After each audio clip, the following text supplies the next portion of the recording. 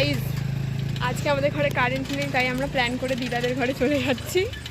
ওখানে কারেন্ট আছে। আমাদের এদিকে কাল রাত 3টে থেকে কারেন্ট নেই।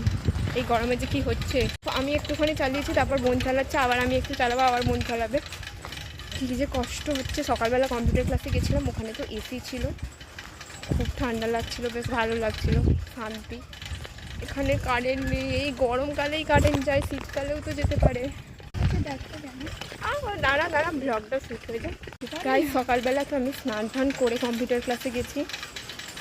এখন তো দিনে প্রায় 3-4 বার গা দেওয়া হয়ে যাচ্ছে। যে শীতকালে একবারও স্নান করতো না, যে এখন গরমে 4-5 বারেরও বেশি গা ধোয়। স্নান করি না? হ্যাঁ, একবার স্নান করো, তার বেশি গা ধোয়। তাহলে ভাবো কতটা গরম পড়েছে। দেখো গাইস, এই মন্দিরটা হয়তো অনেকেরই চেনা চেনা লাগবে যারা আগে আমার ব্লগ দেখতো। আগে তো আমি প্রায় ডেলি ব্লগ দিতাম। আগে আমি যখনই দিদাদের বাড়ি যেতাম তখন এই মন্দিরটার ভিডিও করতাম। তো এই টাইমে আমি সাইকেল চালাচ্ছিলাম, বোন ভিডিও করে দিচ্ছিল। অনেক দিন পর এই মন্দিরটা আবার ব্লগে দেখাচ্ছি। দেখো গাইস, এসে গেছি। এসে তো এসি অন করে শুয়ে আছি। আর পারছি না, প্রচুর গরম হচ্ছে, প্রচুর গরম লাগছে। দিদা জিজ্ঞেস করতে এসেছিলো কী খাবি। আমার খিদে পাচ্ছে না আপাতত, এখন আমি হাওয়া খাবো। তোমাদের সঙ্গে আমার পরে কথা বলছি, আগে একটু হাওয়া খাই। আমার ফোনটা তো এমনকি চার্জ নেই, এখন পুরো 15% চার্জ আছে। চার্জ দিই একটু, তারপর আবার ভিডিও করা হবে। এমনি তো রিলস পোস্ট করছি, অনেক দিন ব্লগ করে নিই, একটু ব্লগও তো করতে হবে। ভালো লাগছে না, আর পারছি না। আমি তো ঘরের ভেতরে ঘুমোচ্ছিলাম, কিন্তু হঠাৎ বাইরে কুলফির ঘন্টা বাজলো, কুলফি যাচ্ছিল। তো সেই ঘন্টার আওয়াজে ঘুম ভেঙে গেল। তারপর দেখি বোন একটা কুলফি কিনেও পাঠিয়ে দিয়েছে। তো সেটা খেতে খেতে বসে বসে বাইরেটা দেখছিলাম। ও গাইস, অবশেষে এই সন্ধেবেলা ছাদে এসেছি, কারণ জানো কারেন্ট চলে গেছিলো এখানেও। তারপর উপরে এসে কয়েকটা রিলস বানালাম, অঙ্কিত তো ধরে দিল। আর এখানটায় অনেক দিন আগে তোমাদেরকে দেখিয়েছিলাম কীরকম সবজি হয়েছিল, কী হয়েছিল। এখন তো দিদা দাদু মুরগিও পোষে এখানে, কত মুরগি পুষেছে। আর এখন অন্য অনেক গাছ হয়েছে, কারণ এখন গরমকাল। শীতকালে দেখিয়েছিলাম মনে হয়। তো এখন মুরগির ডিমও দেয়, দিদার ডিমও পাঠিয়েছিল, টুকু ডিম। তো ডিমটাও দেখাবো তোমাদেরকে, ডিমের ছবিটা তুলে আছে।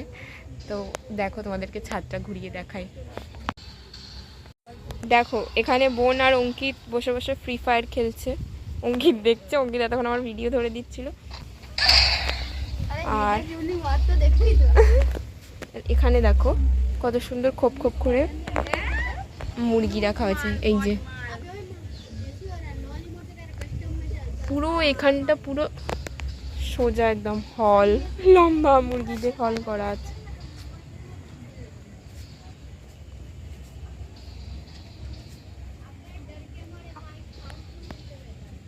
আর দেখো কত সুন্দর সুন্দর গাছ হয়েছে। এই দেখো ম্যাউপুষি, তো অনেক ম্যাউপুষি থাকে এখানে।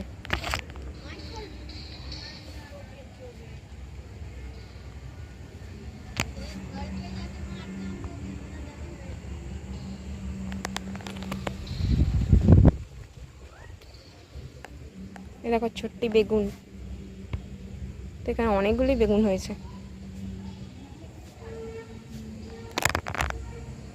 আমি তো গাছের নাম জানি না, সত্যি বলছি।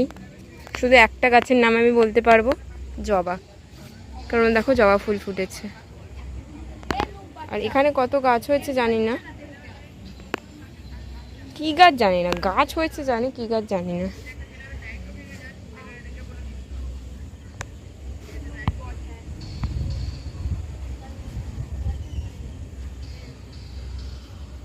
এই দেখো,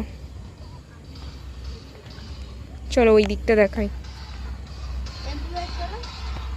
শর্ত ওই চুপ কর না, ভিডিওটা করছি, দেখ তো বকছিস কেন বল। যা, কি এখানে ছিল, এই যে কলা গাছ।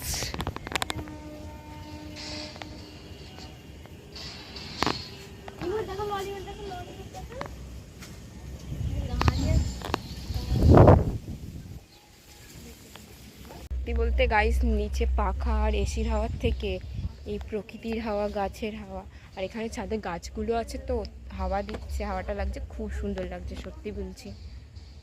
আর এখন তো দিদাদের ছাদটা অনেকটা উঁচু হয়ে গেছে আরও, এটা তখন ছিল আরও নিচে ঘর হচ্ছে সাইডে। এখানে খুব ভালো লাগছে, হাওয়া দিচ্ছে। কটা রিলস করেছি এমনিভাবেই, মুখে মশা কামড়ে ফুলিয়ে দিয়েছে, তো অনেকদিন ব্লগ করিনি, আবার ব্লগটা স্টার্ট করছি। মাঝে মাঝে করবো, রেগুলার করার টাইম হয় না, কারণ এখন দোকানেও টাইম দিই, করবো মাঝে মাঝে।